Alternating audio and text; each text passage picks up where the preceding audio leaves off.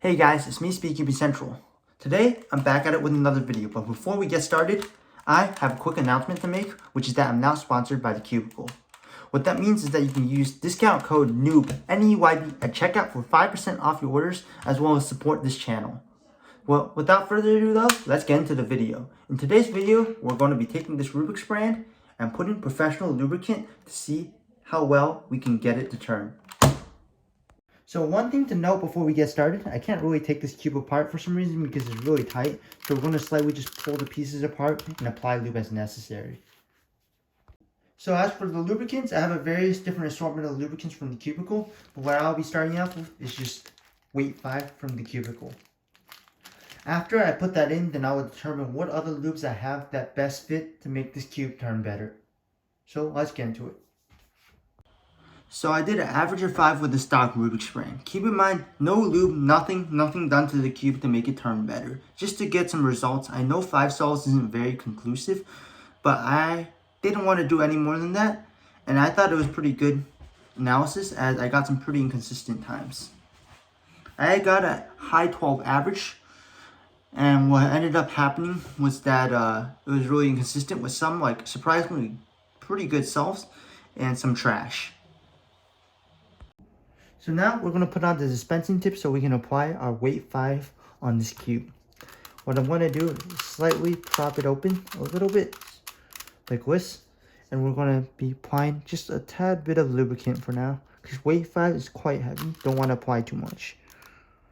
Just a tad bit and we're going to start break. And then we're going to apply a little bit on the other side.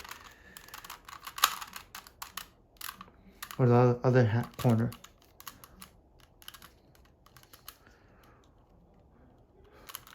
We're not going to apply too much just for now because we're just going to break in. Let me close this tip and we'll determine whether we need more later. So look, this is not really proper lubrication method because I'm unable to. But it's already turning much nicer with just some weight 5. Next up, we're actually going to put a little more weight 5. But just a tad bit over just on the normal piece layers. Just a little bit drizzle so that place can get some lubricant. And the cube is much smoother. Speed's alright, so I'm gonna see. So I'm gonna just keep on turning this and slightly breaking the loop. So now it's been pretty well broken in. To my conclusion, the lubricant did not slow this cube down that much.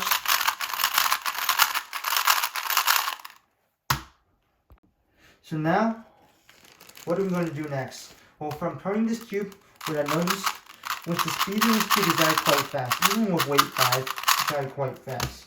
So what I intend on doing is instead of using D&M, we'll just use silk. A little bit of silk. I was considering using a compound X, but I thought that silk would do the job. So we're going to put just a tad bit of silk right here on this interchange. And we're going to put some on another layer other way. Because I can't really open the cube. And that should make the cube turn better.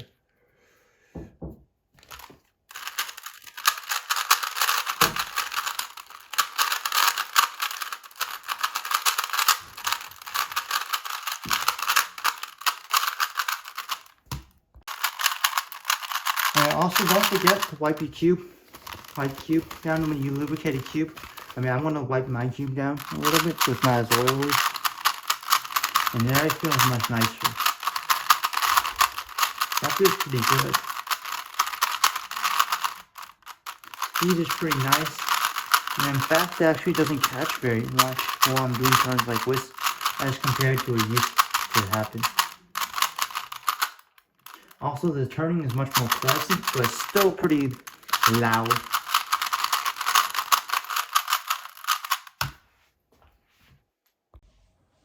So, on to results. I did another average of 5, this time with a lubricated cube, and I got a low 12 average. This shows that the cube did get better with the Cubicle lubricants. So what this means is lubricants do somewhat help with cubing.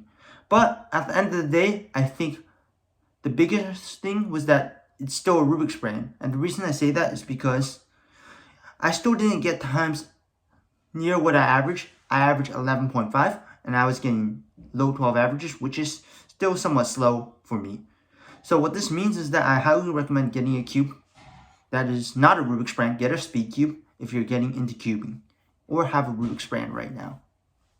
Again, reminder, if you want to get any cubes from the Cubicle, you can always use discount code NEWB, NEWB at checkout for 5% off all your orders and help support this channel. Thank you for watching this video and see you next time.